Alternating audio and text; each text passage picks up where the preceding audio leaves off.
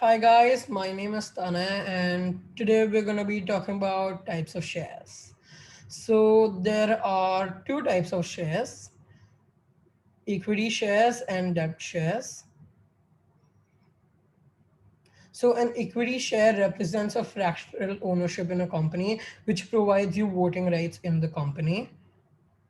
There are five types of equity shares: rights issue share, bonus shares, preference shares, cumulative preference shares, and cumulative convertible preference shares. So, a rights issue share is the issue of new securities to an existing shareholder or a stakeholder at the ratio to those already held. Or bonus shares are shares issued to a stakeholder free of cost based on the number of shares they already own in a company.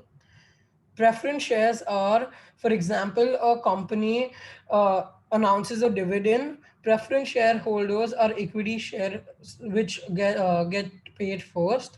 Cumulative preference shares are preference shares, but if the dividend is unpaid, the amount that has to be paid gets accumulated and added and has to be paid in the future.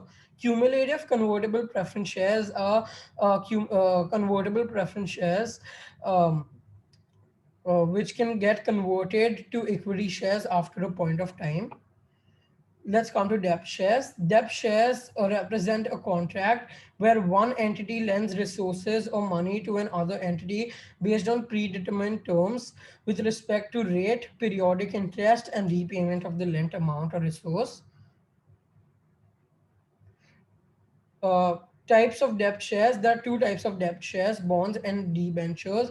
Bonds in the Indian securities markets refer to debt instruments or debt shares issued by the central government or public sector organizations, and debentures in the Indian security market refers to debt instruments or debt shares issued by the private or the corporate sector organizations. Features of a debt share: maturity, coupon, and principal. Maturity is when the bond, maturity refers to when the bond has to be repaid. Coupon refers to the periodic interest payment that are made by the borrower, and principal is the borrowed amount or the face value of the debt share. So equity share versus debt share. In the equity share, there is no monthly payment. A company doesn't have to pay monthly to a stakeholder, but you are giving away proportion of your company or your business.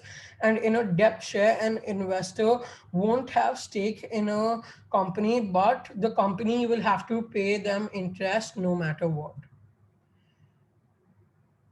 Please like, comment, share, and subscribe to my YouTube channel. And thank you for watching.